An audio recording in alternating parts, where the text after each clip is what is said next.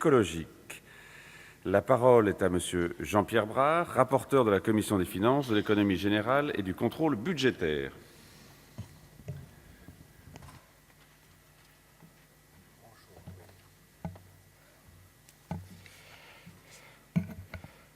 Monsieur le ministre, Monsieur le Président, mes chers collègues, le projet de résolution que je présente aujourd'hui, et pour nous c'est chargé d'émotion, est le fruit d'un travail commun entre les députés communistes républicains du Parti de gauche et le groupe Die Linke au Bundestag. C'est la première fois dans l'histoire de nos deux assemblées que de tels liens se tissent.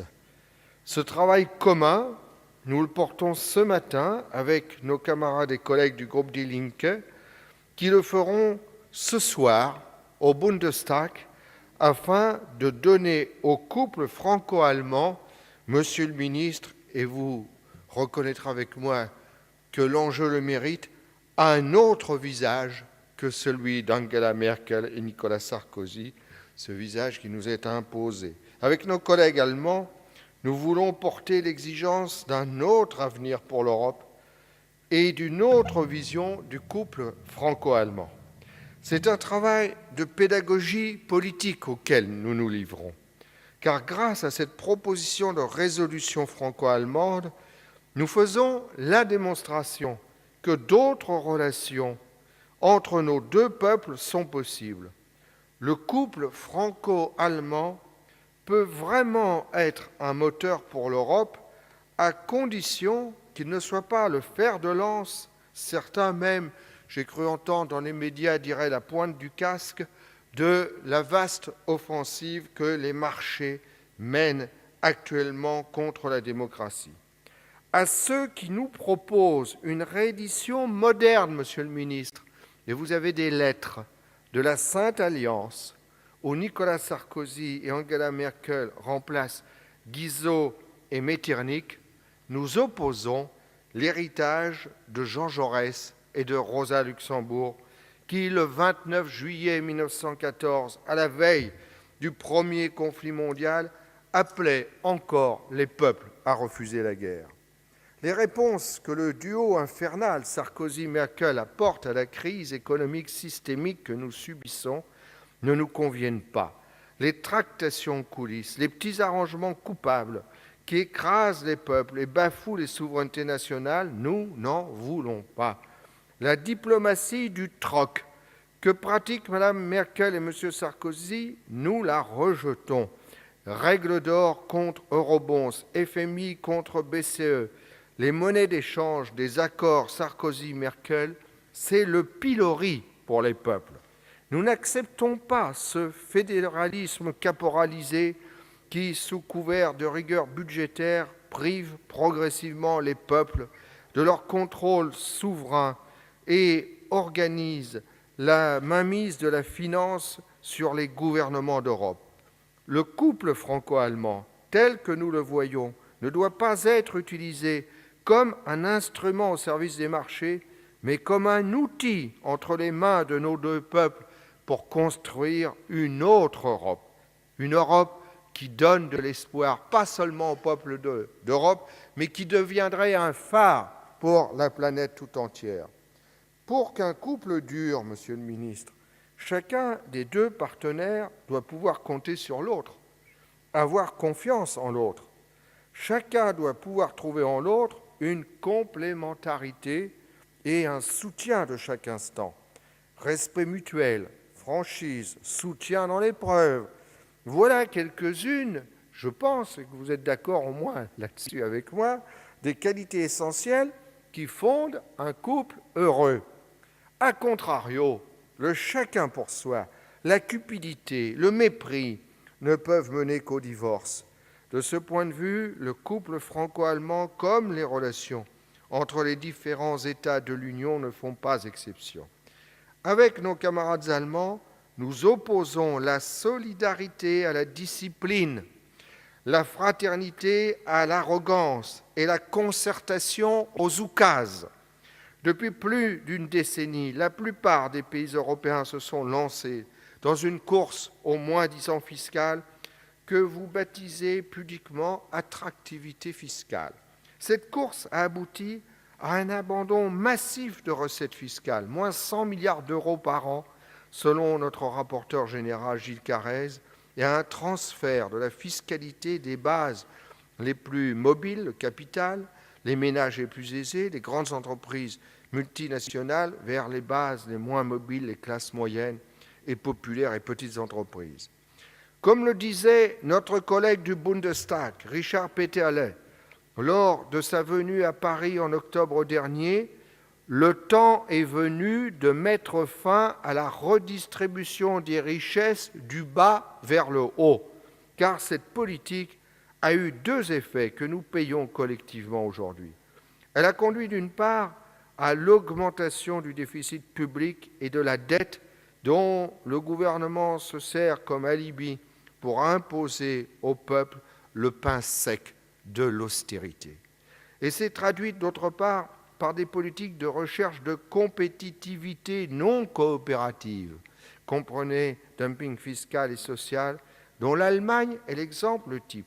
En effet, qu'a fait ce pays de si remarquable que vous le présentiez comme le modèle à suivre?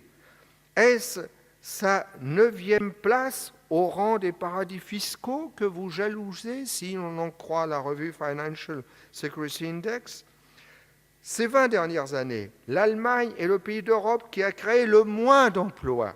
C'est celui, à l'exception de la Bulgarie et de la Roumanie, où la hausse des inégalités de revenus a été la plus forte. C'est celui où la part des salaires dans la valeur ajoutée a le plus diminué, où le pourcentage de chômeurs indemnisés a le plus baissé. Un pays modèle, dites-vous, où 18% de la population vit en dessous du seuil de pauvreté? Allez voir, mes chers collègues, la longueur des files d'attente devant les soupes populaires à Berlin. Cela vous immunisera contre le miracle allemand auquel vous croyez et qui n'est qu'un mirage. En Allemagne, 1 emploi sur 3 est un emploi précaire. 1 emploi sur 10 est un job à moins de 400 € par mois. 2,5 millions de personnes travaillent pour moins de 5 € de l'heure. Les salaires ont été bloqués et la TVA sociale a transféré le financement de la protection sociale des entreprises vers les ménages. Et ne venez pas me dire que tout ça, c'est Schröder, parce que c'est vrai que c'est Schröder, mais ça ne veut pas dire que c'est un homme de gauche. La preuve, c'est qu'il est actionnaire de Gazprom. Voilà aujourd'hui où nous en sommes, et de la Baltique aux Alpes, du Rhin à l'Oder, l'Allemagne s'enfonce aujourd'hui dans la pauvreté et la misère. Et je vous renvoie aux derniers chiffres qui viennent d'être publiés. Est-ce cela que vous voulez pour la France? Car voilà les conséquences de l'avantage comparatif avec l'Allemagne. Il s'agit d'un avantage comparatif non pas à l'égard de la Chine ou du Brésil, mais à l'égard de la France et de l'Italie. Les déficits grecs, portugais, espagnols ou français financent l'excédent allemand, tout comme le déficit américain finance l'excédent chinois. Si la France se lance dans une politique dite de convergence avec l'Allemagne, vers qui exportera ce pays? La politique du passager clandestin ne peut fonctionner que lorsqu'il n'y en a qu'un. Si personne ne paie son billet, le système s'effondre. Vouloir exporter l'agenda 2010 à toute l'Europe est non seulement irrationnel, mais aussi suicidaire. La réunion des ministres des Finances de la zone euro avant-hier a confirmé les craintes déjà exprimées par notre groupe à cette tribune. Le Fonds européen de stabilité financière ne sera pas en mesure de faire face aux exigences du renflouement conjoint de l'Espagne et de l'Italie. Et c'est désormais le FMI que Mme Merkel et M. Sarkozy veulent appeler à la rescousse. La Maison Europe brûle et les pompiers choisissent d'appeler le pyromane pour contenir l'incendie. Toute l'agitation médiatique du président de la République n'y pourra rien changer, y compris le grand spectacle de ce soir. Toujours en retard sur les événements et incapable intellectuellement de comprendre ou d'accepter de traiter les raisons profondes de la crise, Le couple Sarkozy-Merkel a choisi de faire des exigences du marché, de faire payer au peuple cette énième crise du capitalisme. Il est donc temps de passer d'un système faisant la part belle à l'arrogance, à la cupidité et au chacun pour soi, à un système coopératif, solidaire et de respect mutuel. C'est pourquoi nous vous proposons avec nos collègues de Die Linke de changer de concept et de faire entrer l'Europe dans une logique de convergence sociale, d'harmonisation fiscale, de montée en puissance, d'un budget européen soutenant les filières industrielles, les investissements d'avenir et la relance de la consommation intérieure, tout en préservant un système de protection sociale qui, en France, a fait ses preuves. C'est tout le sens de cette proposition de résolution. Elle vise, dans un premier temps, à créer un fonds européen de développement social, solidaire et écologique qui, en canalisant des financements importants au service de grands projets d'intérêt général, pourra être un véritable instrument de gouvernance économique. Pour répondre aux interrogations formulées en commission des affaires européennes par notre collègue Pascal Gruny, et ce fonds sera complémentaire de notre esprit des 3 fonds européens existants, le FEDER, le FSE et le Fonds de cohésion, censés renforcer la cohésion économique et sociale entre pays et régions de l'Union. Son financement sera assuré d'une part par la mobilisation de l'épargne populaire sur laquelle veulent faire main basse les établissements bancaires et d'autre part par l'émission de titres publics de développement social lui donnant accès à la monnaie de la Banque centrale. Merci d'en venir à votre propos conclusif, Monsieur le rapporteur. Oui, Monsieur le Président, je vous entends, mais vous reconnaîtrez avec moi que c'est un événement et que c'est important que ce débat. Notre deuxième proposition consiste à la création sur le patrimoine excédant 1 million d'euros, dite, comme on l'appelle à Berlin, la taxe sur les millionnaires. Cette taxe aura une double vertu, abonder les budgets nationaux et aller vers une plus grande harmonisation. C'est une nécessité que le même gouvernement technocratique de Mario Monti semble avoir compris, lui qui a proposé le rétablissement de l'ISF en Italie. Enfin, nous soutenons plusieurs mesures incontournables afin de lutter contre la spéculation en général et la spéculation sur les dettes souveraines en particulier, adopter enfin la taxe sur les transactions financières dès 2012, interdiction des ventes à découvert des CDS sur les dettes publiques, fermeture des marchés de gré à gré grâce au rapatriement des transactions sur les marchés réglementés, interdiction du trading haute fréquence dont l'utilité sociale n'a jamais pu être démontrée, mais qui au contraire a fait preuve de sa nocivité, j'y viens, Monsieur le Président. Enfin, interdire aux agences de notation de porter une appréciation sur les dettes souveraines. Voilà, mes chers collègues, comme l'a dit Michel Diefenbacher à la Commission des affaires européennes l'autre jour, notre proposition est idéologiquement cohérente, riche de notre passé commun, si terrible et si beau. Nous, parlementaires français et allemands, portons une responsabilité particulière devant l'histoire de l'Europe qui s'est construite à la faveur de la réconciliation de nos deux peuples, et il faut rendre hommage à ceux qui ont été visionnaires avant d'autres. Je pense au général de Gaulle et à Konrad Adenauer.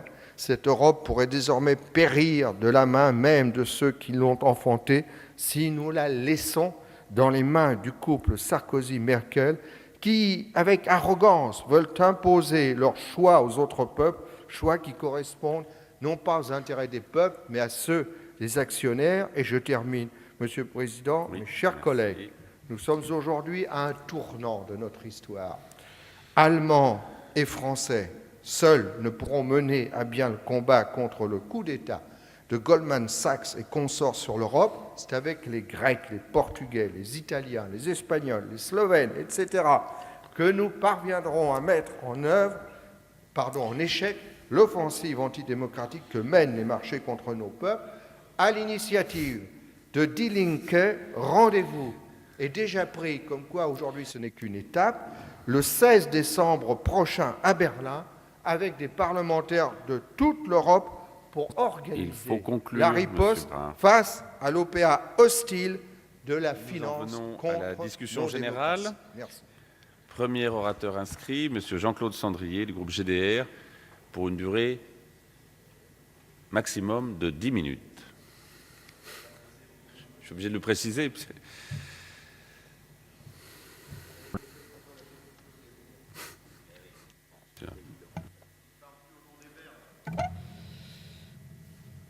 Monsieur le Président, Monsieur le Ministre, chers collègues, tout d'abord, Monsieur le Ministre, je crois, et on en conviendra ensemble, que la beauté et la noblesse du débat politique, c'est quand l'adversaire politique répond aux arguments sans les caricaturer.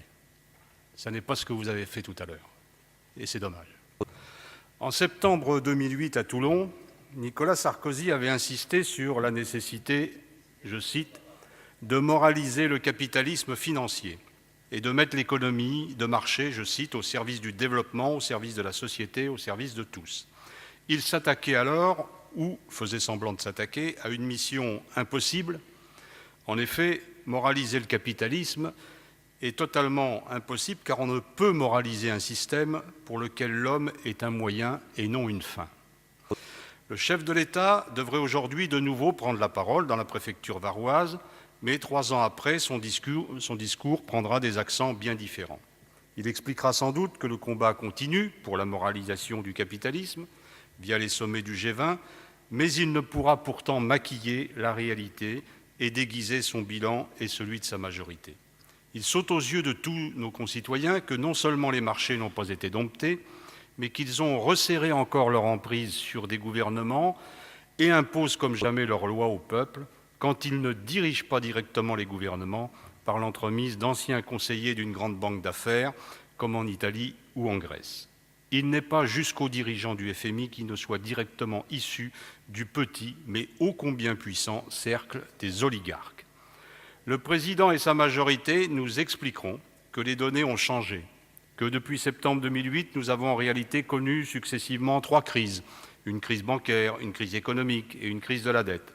Ce que vous omettez de dire, c'est que l'enchaînement de ces différentes crises ne doit rien au hasard et engage très directement la responsabilité du gouvernement pour ce qui est de la situation économique que traverse actuellement notre pays. Et d'ailleurs, le rapport de l'ONU sur la crise établit clairement cette responsabilité des gouvernements avec justesse et pertinence. Nous vous avions en 2008 invité à faire en sorte que l'État entre massivement au capital des banques françaises en difficulté afin de réorienter leur activité vers le cœur de métier, c'est-à-dire le financement de l'économie et l'offre de crédit aux ménages et aux entreprises. Vous avez préféré leur signer un chèque en blanc. Les banques ont ainsi pu renouer avec les bénéfices, mais sans le moindre bénéfice économique et social pour notre pays, qui s'est au contraire enfoncé dans la crise, faute d'une politique de relance vigoureuse. Sur la question de l'endettement public, à l'origine de la prétendue crise de la dette actuelle, il faut là aussi rappeler les faits. Vous ne cessez de clamer que notre pays a vécu depuis 30 ans au-dessus de ses moyens. C'est parfaitement mensonger. Si notre pays s'est endetté dans de telles proportions, c'est d'abord parce qu'il est légalement contraint depuis bientôt 40 ans de s'adresser aux marchés financiers pour se financer. Interdiction lui est faite depuis 1973 de se financer auprès de la Banque de France, comme interdiction lui est faite de se financer auprès de la BCE depuis le fameux et funeste traité de Maastricht. Cette situation a eu pour conséquence de contraindre les États à se financer à des taux réels souvent supérieurs à leur propre taux de croissance, ce qui fait que la dette augmente mécaniquement chaque année en produisant un effet boule de neige proprement catastrophique. Nous ne parlons pas ici de peccadilles. En l'absence de tout versement d'intérêts, le stock de la dette publique serait aujourd'hui de 17% du produit intérieur brut et non de 86%. Quant à ces 86%, ils sont inévitablement faux puisqu'ils comparent un stock, la dette, à rembourser en moyenne sur cette année, à un flux, le produit intérieur brut, qui est annuel. La dette française est donc en réalité de 12%. L'autre facteur d'endettement est bien évidemment la politique fiscale irresponsable conduite depuis 2002. Contrairement à l'antienne dont la majorité nous rebat les oreilles, ce n'est pas l'explosion des dépenses publiques qui a creusé les déficits, mais les abandons massifs de recettes fiscales. Sans les cadeaux fiscaux consentis depuis 2002, ainsi que le rappelait le rapport publié l'an passé par notre collègue Gilles Carrez, la France aurait connu un excédent budgétaire en 2006, 2007 et 2008. En 2009, le déficit lié à la crise n'aurait été que de 3,3% du PIB au lieu des 7,5% effectivement constatés. Notre pays n'est évidemment pas le seul à s'être engagé dans cette politique d'endettement suicidaire. Cette politique lui a été dictée par les traités européens et la Commission européenne. La ligne directrice de la stratégie de Lisbonne a été de sacrifier l'État dit Providence sur l'autel de la compétitivité. De cette concurrence effrénée, dont Joseph Stiglitz dit qu'elle tourne au délire, au moins-disant fiscal et social, l'Allemagne est sortie gagnante, mais, même si cela peut paraître paradoxal, pas le peuple allemand. L'Allemagne est parvenue, Jean-Pierre Brard vient de le rappeler, comme nul autre pays de l'Union, à doper sa compétitivité, mais à quel prix ? Gel des salaires et des pensions, déréglementation du marché du travail, réduction drastique des dépenses et services publics, avec pour conséquence une demande intérieure atone, un taux de pauvreté parmi les plus élevés d'Europe, plus de 17% de la population, alors qu'en France c'est 13,5%, même si c'est déjà élevé. Un emploi sur 3 est un emploi précaire. 2,5 millions de salariés travaillent pour moins de 5 € de l'heure. Et vous osez encore présenter l'Allemagne comme un exemple à suivre. Je dis non, merci. Si nous voulons aujourd'hui sortir la France et l'Europe de la crise, ce n'est pas en prenant pour modèle l'Allemagne. C'est pourtant la voie que l'Europe a décidé de suivre en recommandant des politiques d'austérité qui, en comprimant la demande, risquent d'enfoncer l'ensemble des pays de l'Union dans une spirale de récession, y compris l'Allemagne, qui réalise 40% de ses exportations à l'intérieur de la zone euro. Vous voulez rassurer les marchés en faisant de l'austérité l'unique horizon politique, jusqu'à en inscrire le principe dans les traités et à en contrôler la mise en œuvre dans chaque État, quitte à les traduire devant un tribunal au mépris de la souveraineté des peuples. L'Europe est malade de la dictature imposée par les marchés, malade de la complaisance des gouvernements à l'égard de cette dictature. Vous tentez d'attiser les peurs pour imposer l'idée qu'il n'y a pas d'alternative à votre politique. La présente proposition de résolution européenne déposée en commun avec nos collègues du parti allemand Die Linke au Bundestag apporte un clair démenti à ces piteuses affirmations. Il existe des solutions construites sur une toute autre logique politique, économique et sociale. Une logique dans laquelle les hommes et les femmes comptent plus que les marchés financiers et les spéculateurs. Ces solutions mettent en avant quelques propositions de bon sens à voter, je le rappelle, je le souligne, à voter dans chacun de nos parlements. L'instauration d'une taxe sur les transactions financières en Allemagne et en France dès l'an prochain, la prise de participation majoritaire et active des États au capital des principales banques. La priorité est aujourd'hui que les banques changent de comportement, cessent de courir après les profits pour simplement financer l'économie. La banque doit impérativement redevenir un métier ennuyeux, selon l'heureuse formule de Keynes. Mais outre l'instauration d'une taxe sur les transactions financières à laquelle certains semblent se rallier aujourd'hui, sans pour autant se précipiter pour sa mise en œuvre, et c'est un euphémisme, outre la prise de participation majoritaire des États au capital des banques systémiques afin d'en piloter les stratégies, ou bien encore la taxation des millionnaires en euros par la voie d'un ISF européen, le cœur de notre proposition est bien l'instauration d'un fonds européen de développement social et solidaire, un fonds d'investissement public qui, à l'interface entre la BCE et les États, aurait vocation à desserrer l'emprise des marchés financiers telle qu'elle résulte de la nouvelle architecture du Fonds européen de stabilisation financière. Le financement de ce fonds sera en effet assuré d'une part par l'émission de titres publics de développement social lui permettant un accès à la monnaie banque centrale. Cette création monétaire permettrait d'allouer des masses importantes de financement à des taux d'intérêt nuls ou très bas entre les pays membres de la zone euro pour leurs besoins propres en termes d'investissement, que ce soit dans les services publics, les transports, l'énergie, la recherche, l'éducation, la formation, la protection de l'environnement ou la lutte contre le réchauffement climatique. Afin de ne pas provoquer d'hyperinflation, le fonds devrait aussi financièrement s'appuyer sur une mobilisation de l'épargne populaire à l'échelle européenne par la mise en place de produits d'épargne publique spécifiques. La priorité aujourd'hui n'est pas de réduire toujours davantage les dépenses publiques et le pouvoir d'achat de nos concitoyens, de se résigner à l'austérité, mais de renouer avec la croissance et de renouer conjointement avec l'ambition d'une Europe à la mesure de l'espérance des peuples. C'est le sens et l'ambition que porte notre projet qui pose les premiers jalons d'une nouvelle construction européenne. Merci.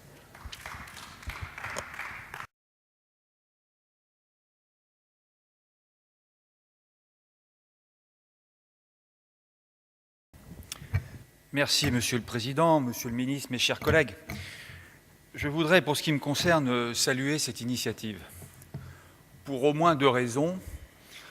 La première, c'est qu'elle est une initiative européenne et que le groupe GDR présente cette déclaration de manière conjointe avec le groupe Die Linke, comme le Parti socialiste l'avait fait il y a peu de temps avec le SPD. Et je pense que dans ce moment où chacun, je crois, mesure quand même s'il faut toujours être modeste, que l'histoire est en train de s'écrire au niveau de l'Europe, je pense qu'il faut saluer ces initiatives de partis politiques, quels qu'ils soient, qui essayent de construire avec d'autres partis, et en particulier avec des partis allemands, de construire des propositions, des réponses à la crise que nous vivons. Et sur ce plan-là, je pense que cette initiative est tout à fait le bienvenu.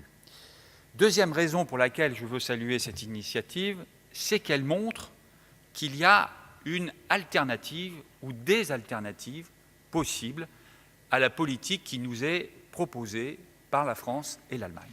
Et ça, c'est très important. C'est très important parce que depuis des semaines, voire des années maintenant, puisque la crise est quand même a été déclenchée il y a déjà plusieurs années. Depuis des semaines, donc ou des années, on nous explique qu'il n'y a qu'une politique possible. Qu'une politique possible, c'est-à-dire, et ça a été dit d'ailleurs à l'instant par M. Pierre Lequillier, une politique de désendettement, de restriction budgétaire, d'austérité, de rigueur. Bref, l'idée qu'il faudrait impérativement, et qu'il n'y a pas d'issue, qu'il faudrait impérativement que les pays européens se serrent la ceinture et que c'est la seule réponse possible. Eh bien, moi, je pense qu'il y a d'autres alternatives. Elles peuvent être évidemment discutables, mais elles existent.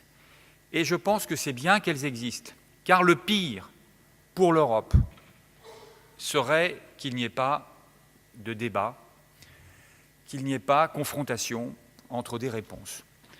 Vous avez raison, Monsieur le Ministre, d'avoir fustigé le nationalisme et un certain nombre de déclarations nauséabondes qui, effectivement, nous font reculer de manière inquiétante dans l'histoire. Mais si vous voulez éviter le nationalisme, alors il faut que des réponses soient prises au niveau européen et qu'elles soient comprises par les peuples. Et il faut aussi que vous acceptiez que d'autres réponses sont possibles, que le débat est sur ce plan tout à fait important et qu'il doit nous permettre précisément d'éviter ce que vous redoutez, c'est-à-dire une crispation nationale qui est à l'évidence possible dans le moment où nous vivons. Et sur ce plan, il faut bien comprendre que ce qui se passe, ce qui se préfigure au niveau européen, et notamment dans les décisions qui seront prises par le couple franco-allemand, a quelque chose de quand même profondément choquant. c'est quand même profondément choquant de voir que l'Europe est au bord du gouffre sur le plan financier et qu'on continue à discuter sur le plan juridique de la question de savoir si la Banque centrale européenne peut intervenir ou pas.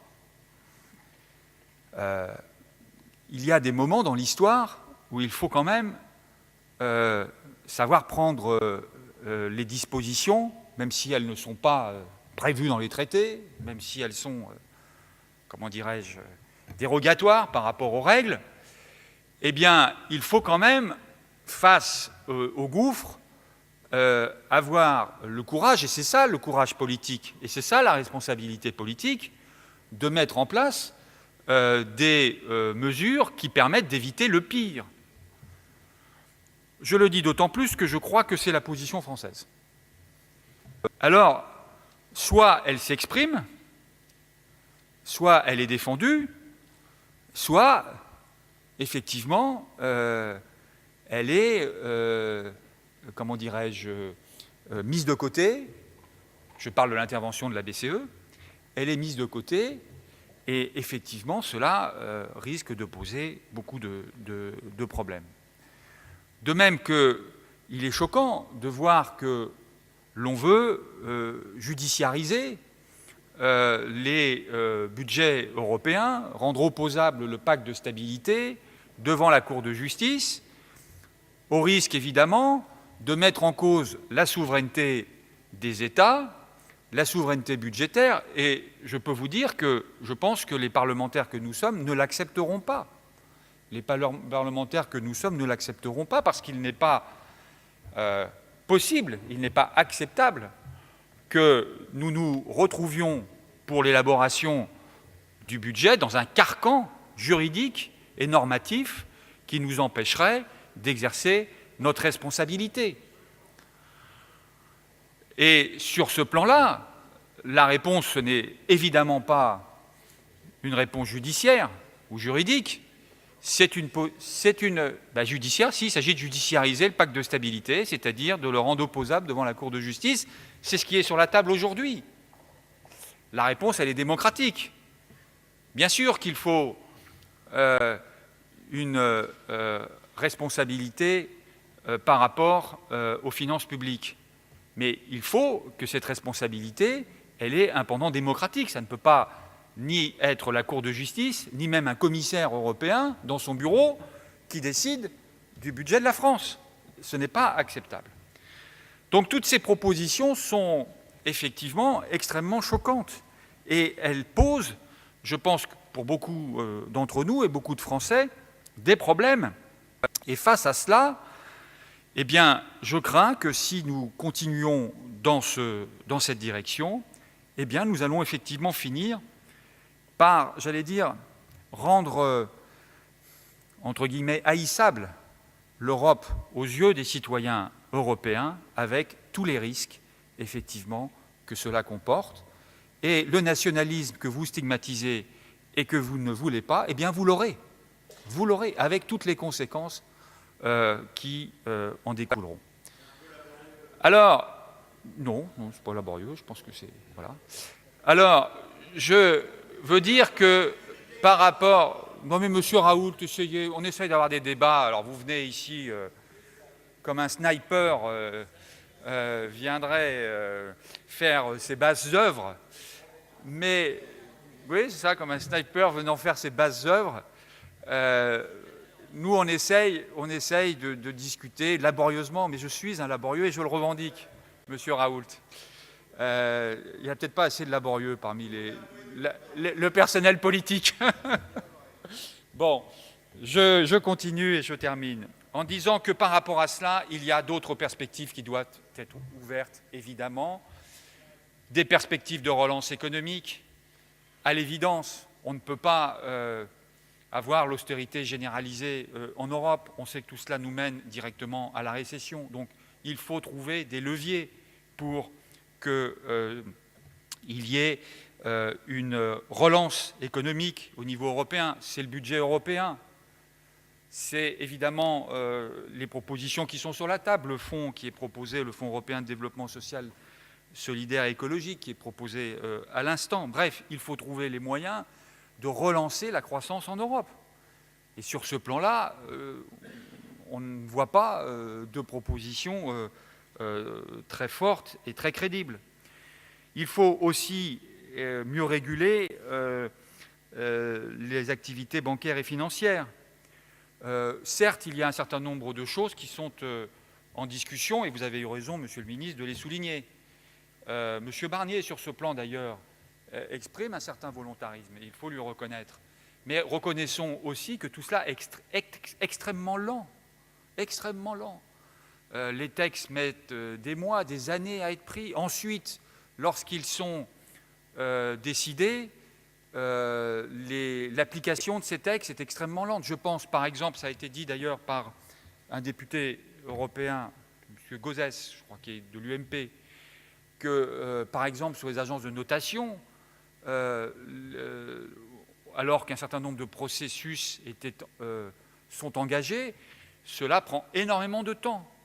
Que les agences qui ont été créées, je pense à l'ESMA, l'agence de supervision des marchés au niveau européen, semblent surtout caractérisées par un certain immobilisme. Bon, donc il y a urgence à avancer sur ces questions. De même sur la taxe sur les transactions financières. Bien sûr, il y a les déclarations de M. Sarkozy et de Mme Merkel. Bon, la vérité, c'est qu'au-delà d'une déclaration d'intention, on ne voit pas, pour l'instant, d'accord entre la France et l'Allemagne sur les modalités de mise en œuvre de cette taxe. Il y a actuellement une proposition de la Commission européenne. Moi, j'aimerais savoir ce qu'en pense la France et ce qu'en pense l'Allemagne sur l'affectation de cette taxe. Est-ce que c'est le budget européen? Est-ce que ce sont les budgets nationaux? On voit bien qu'il y a toute une série de discussions, de débats autour de cela, et pour le moment, nous ne voyons rien déboucher. Donc, il faut bien comprendre que sur tous ces sujets, même lorsqu'il y a de bonnes intentions, eh bien, les résultats ne sont pas là. Et cela, je crois, désespère beaucoup les peuples européens qui ont le sentiment quand même d'être aujourd'hui ceux qui payent les errements d'un système financier qui a effectivement complètement perdu la tête.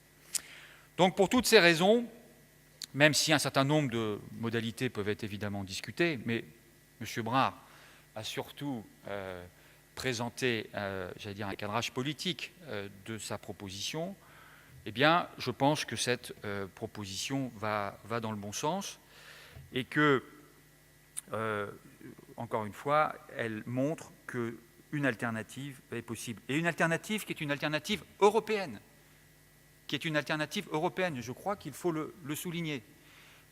Personne ici, en tous les cas dans ce que j'ai entendu, ne parle d'un retour à, disons, une perspective purement nationale. Et donc, c'est important de le souligner. Personnellement, je pense que la sortie de la crise passe par une intégration plus forte au niveau européen, mais certainement pas dans les conditions où elle est prévue aujourd'hui. Merci.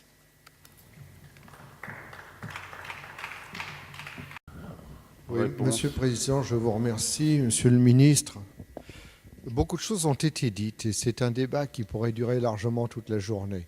Et dans tous vos propos, je vais commencer par celui que je détecte comme une pépite luisant encore faiblement et à laquelle nous allons essayer de donner un plus grand éclat.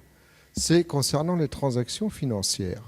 Puisque, vous avez terminé par là votre propos tout à l'heure, vous donnez un rôle spécifique à l'Allemagne et à la France. Et c'est quelque chose de nouveau. D'ailleurs, M. Lequillier n'a pas tenu exactement le même discours que vous. Là, il faut examiner sous le microscope, bien sûr.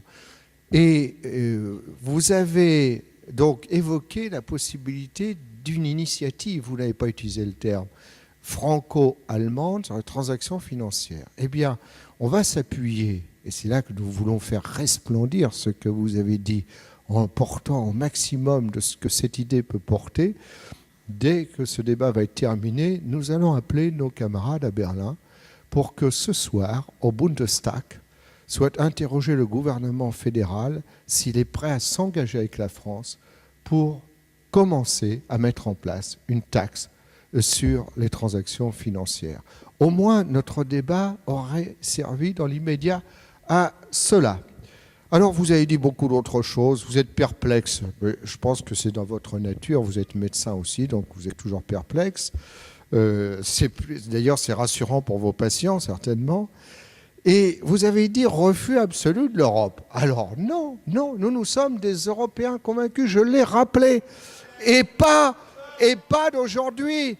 Karl Liebknecht, Rosa Luxembourg, Jaurès, ce n'est pas d'aujourd'hui. Nous avons, de ce point de vue, un peu d'ancienneté par rapport à certains qui sont d'une filiation politique qui ne portent que le nationalisme. Rappelez-vous des adversaires de Jaurès, Maurras, Barrès. Et quand même, ils étaient de ce côté-là. Ils n'étaient pas de ce côté-là. Il faut le rappeler. Et la politique actuelle, et d'ailleurs, ça a été dit, oui, et De Gaulle était où? Et ils ont participé tous les deux à la libération de la France. Mais on reste à notre sujet, si vous le voulez bien, de façon à ne pas allonger le débat. Et monsieur le ministre, c'est votre politique actuelle qui risque de conduire au refus de l'Europe par les peuples. Regardez la protestation qui monte. Et tout cela devrait nous inquiéter les uns et les autres, parce que derrière, c'est le nationalisme. Ce qui se passe, je vous laisse la responsabilité de vos propositions. Ce qui se passe en Hongrie, aux Pays-Bas par exemple, en Belgique, dans certaines provinces, c'est très inquiétant. On n'avancera pas par la confrontation et la résurrection des haines nationalistes. Quant à la démocratie, alors vous êtes un démocrate non pratiquant, monsieur le ministre. Nous, rappelez-vous, 2005, le référendum, 55% des Français vous bottent les fesses sur le traité constitutionnel. Que faites-vous? Vous asseyez sur le traité. Et le président de la République, quand il est élu, n'a rien de plus pressé à faire que de réécrire sa version, évidemment, sans la soumettre au peuple français. Parce que la forme ultime de démocratie, ce n'est pas la démocratie parlementaire, qui est une forme indispensable, mais c'est une démocratie délégataire. La forme ultime, c'est celle où la souveraineté du peuple s'exerce en direct. Les soviets ont été une belle expérience pendant une période, monsieur Raoult, et si vous voulez, on va commencer par le Rincy pour une expérimentation. Alors, j'en reviens à notre propos. Vous avez refusé le droit pour le peuple grec de s'exprimer. C'est quand même pas vieux ça. Et vous nous parlez de démocratie. Et pire, vous mettez les budgets nationaux sous le contrôle de la BCE et sous le contrôle de la Commission européenne. Il faudra d'ailleurs qu'on me convainque de la légitimité. Par qui est-elle élue déjà, cette Commission européenne? C'est une sorte de désignation 3e ou 4e degré. Vous avez dit également, alors, un propos qui était celui de Pierre Lequillier, notre collègue, il a dit qu'il veut encadrer, lui, à propos des budgets. Et on n'a pas toujours le même vocabulaire, vous savez. Il faut faire l'exégèse sémantique. Quand il dit encadrer, moi j'entends abaisser. Encadrer les budgets nationaux, moi j'entends abaisser les parlements nationaux. Et c'est une question fondamentale et vous n'échapperez pas à la discussion là-dessus. Parce que le rejet de plus en plus fort par les peuples de cette Europe, qui ne correspond pas à l'intérêt des peuples, elle repose justement sur cet abaissement. Alors je vous laisse la responsabilité, faire de la dette, pour réparer la dette. Ce n'est pas du tout notre propos. Nous ne sommes pas favorables en soi à la dette. Mais nous sommes défavorables à tout ce qui déséquilibre les rapports entre les États. Faire des déficits en soi, ce n'est pas en soi une bonne chose. Faire des excédents non plus. Parce que les excédents, quand ils sont massifs, ils se font forcément au détriment d'autres pays. Et le rééquilibrage à l'intérieur de l'Union passe par des redistributions, mais pas sur le mode du denier du culte. Et je pense, puisque vous parlez dans le langage européen toujours de sanctions, de punitions, nous parlons de coopération réfléchie. Et quand l'Allemagne a de tels excédents, je pense que devrait y avoir au niveau de l'Union européenne de nouvelles règles obligeant les pays qui ont des excédents importants à les redistribuer à leur peuple, par exemple en pouvoir d'achat, en investissement dans les politiques ou les infrastructures, pour que ces investissements fassent de ces pays de meilleurs clients, de meilleurs acheteurs pour les pays qui sont en difficulté. Et on voit des transferts qui pourraient s'organiser et d'une façon positive. La germanophobie, nous, n'a jamais été notre tasse de thé. Et nous, nos références, c'est Liebknecht, Luxembourg, Thälmann, mais pas seulement. C'est aussi Heinrich Böll, c'est aussi Werner Herzog, c'est aussi Goethe, bien sûr. C'est aussi, par exemple, le pasteur Niemöller, pendant la guerre, qui fut parmi les courageux qui s'opposèrent en Allemagne même aux nazis. Il faut toujours le rappeler. Nous sommes dans cette tradition qui est une tradition de solidarité et de fraternité avec ceux qui se battent pour la reconnaissance de l'humanité des hommes. Alors, j'arrive au terme de mon propos, Monsieur le Président. L'Allemagne n'est pas un modèle parce que le modèle reste à construire. Nous avons besoin d'un modèle qui porte l'humanisme, qui donne de l'espérance au peuple d'Europe. Où est-elle l'espérance aujourd'hui? Sûrement pas dans les manifestations. Elle n'est pas exprimée, au contraire, dans les manifestations qu'on voit ici et là et qui protestent contre les politiques. Et nous avons besoin d'une Europe qui, justement, construit cette nouvelle humanité, qui donne l'espérance à la jeunesse et qui construit un nouvel avenir, pas seulement pour l'Europe, mais qui fasse de l'Europe un point de repère positif pour l'ensemble de la planète. Merci, alors, Monsieur le rapporteur. Monsieur le Président, Monsieur le Ministre, dans notre débat de ce matin, il y a au moins quelque chose d'intéressant. Vous êtes, ma chère collègue, vous êtes impatiente parce que vous n'aimez entendre que la soupe qu'on vous sert d'habitude. Et dès lors qu'il y a quelque chose de nouveau, vous trouvez que c'est un mauvais coup. Alors, je veux terminer, si je ne suis pas interrompu, en disant au ministre, et c'est ça, et à Pierre Lequillier, ce sont des conceptions contre d'autres conceptions. Et ça fait la noblesse du débat politique. Et il faut que chacun soit convaincu ici que nous ne sommes pas au bout de la crise parce que vous n'avez proposé aucune solution de fond. Nous sommes au début, si nous n'y prenons garde, d'un processus dangereux et inquiétant qui peut conduire au délitement de l'Europe. Brièvement, et finalement, pour regarder les aspects positifs de ce débat. D'abord, il n'est jamais négatif de débattre. Ensuite, qu'il y ait des propositions, même antagonistes, parce qu'on voit émerger un certain nombre de choses. D'abord, nous avons été unanimes aujourd'hui pour condamner les propos irresponsables, xénophobes et anti-européens d'un certain nombre de responsables politiques, de responsables socialistes, oui. Et donc, cet élément-là est un élément à porter à la volonté de l'ensemble du Parlement, et c'est à l'honneur du Parlement de déclarer que ça n'est pas dans le nationalisme étroit, dans le populisme, dans le repli des peuples sur eux-mêmes, dans une période de crise, que se trouvent les solutions. Elles se trouvent dans la réflexion, dans les solidarités et dans les réflexions communes, dans les échanges. Le deuxième élément positif, c'est que ce qu'a proposé de reprendre le président de la République, Nicolas Sarkozy, et qui a été validé par Angela Merkel, et même qui a été étudié au cours du G20 au niveau mondial, d'une taxation sur les transactions financières, semble recueillir l'assentiment de tout le monde. Bien sûr que l'Europe est lente. L'Europe est lente parce qu'elle est démocratique et que chaque peuple décide et qu'il faut passer chaque fois devant chaque peuple. Est-ce que c'est une faiblesse d'être démocrate? Je ne le pense pas.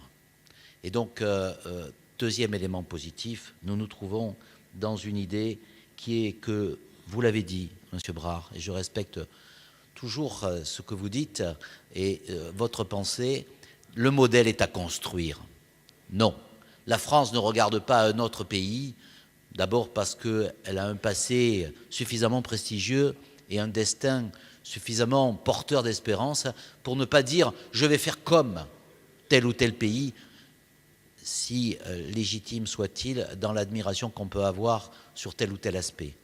Le modèle européen est à construire. Et ce modèle européen, il va se construire, comme vous l'avez souvent dit, non pas en rejetant le peuple, mais en ayant l'assentiment du peuple. Un mot sur la démocratie.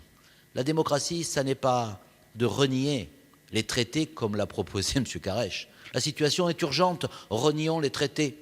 Non. La situation n'est pas non plus, dans une période difficile, d'aller par un référendum sur une question complexe, faire répondre au peuple par oui ou par non. Mais lorsque vous avez un président de la République qui est élu au suffrage universel et qui dit clairement, avant l'élection, ce qu'il va faire sur un traité dit simplifié, traité de Lisbonne, eh bien, ça valide la position de la France d'une manière démocratique. Et dans l'élection qui va se produire, M. Carèche est très amicalement, il faudra que le Parti socialiste sorte du flou laborieux que vous avez tenté d'exprimer aujourd'hui. Il faudra quand même qu'à un moment donné, vous disiez pour quelle Europe vous êtes. Il faudra à un moment donné que vous disiez les choses clairement. Et M. Brard l'a dit clairement, on a bien compris ce que eux, ils veulent. Eh bien, on n'a pas bien compris ce matin ce que vous souhaitiez. Vous avez dit que c'était intéressant, vous avez dit que les positions que nous prenions n'étaient pas dénuées d'intérêt. À un moment donné, la clarté va être nécessaire parce que le peuple français doit être informé du projet européen de chaque candidat. Aujourd'hui, j'ai bien compris le projet de M. Mélenchon au travers des paroles de M. Brard. Je n'ai pas entendu le projet de M. Hollande au travers du propos de M. Carèche. En tout cas, ici, moi, je veux affirmer, au nom du gouvernement et soutenu par la majorité, que le projet européen, c'est à la fois la discipline budgétaire, parce qu'on ne crée pas la dette pour la dette, et que la dette que l'on crée aujourd'hui, on la fera payer par les générations futures. Et en même temps, on dit que c'est la solidarité, parce qu'on ne laissera pas tomber quelque peuple que ce soit et qu'on ne laissera pas ni la Grèce, ni aucun pays qui aura accepté cette discipline de sombrer dans la misère ou dans les difficultés. Monsieur Brard, Rousseau, qui ne doit pas être un philosophe que vous rejetez totalement, dit « La liberté, c'est l'obéissance à la loi qu'on s'est prescrite ». Eh bien, prescrivons-nous la règle d'or ensemble et faisons en sorte que cette loi que nous avons prescrite ensemble de discipline, elle nous apporte la liberté. Et la liberté, c'est un facteur de croissance et de démocratie. Et oui, cette Europe doit porter la croissance. Et oui, le projet européen doit porter la croissance. Et oui, les perspectives financières de demain doivent porter la croissance. Et c'est ça, le projet européen qui appelle l'espoir et non pas le réenchantement du rêve français. Portons plutôt l'espoir que le rêve, parce que l'espoir, on ne s'en réveille pas, on imagine l'avenir ensemble et on le construit. Construisons ensemble cette Europe solidaire, cette Europe réaliste, et cette Europe qui est capable de faire en sorte que l'ensemble des peuples y adhèrent et qu'on ne leur force pas la main dans un flou dans lequel il faudra, M. Carèche, malgré les propos équilibré que vous avez voulu tenir, il faudra sortir du flou parce que il me semble que c'est aussi un responsable socialiste qui dit derrière le flou, il y a un loup.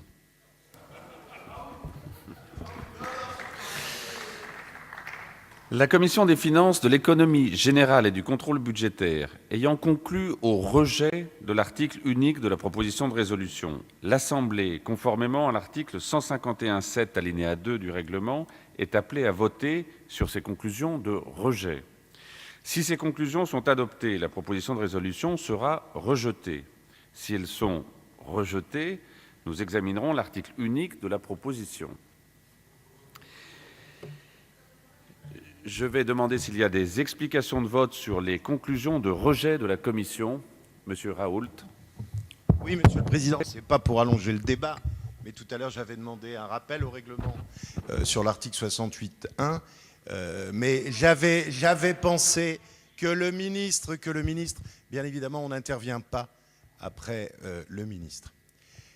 Le groupe UMP votera pour le rejet, comme le président Lécuyer nous l'a rappelé. Mais je voudrais dire quelques mots quand même sur les interventions de nos collègues.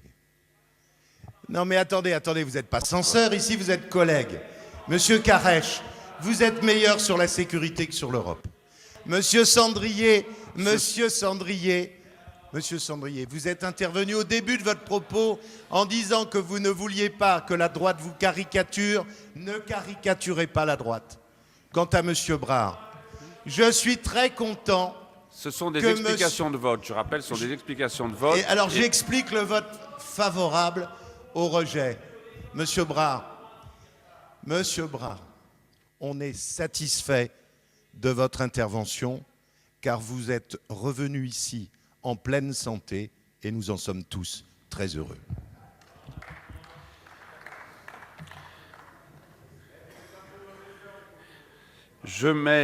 S'il n'y a pas d'autres demandes d'explication de vote, je mets aux voix les conclusions de rejet de la Commission.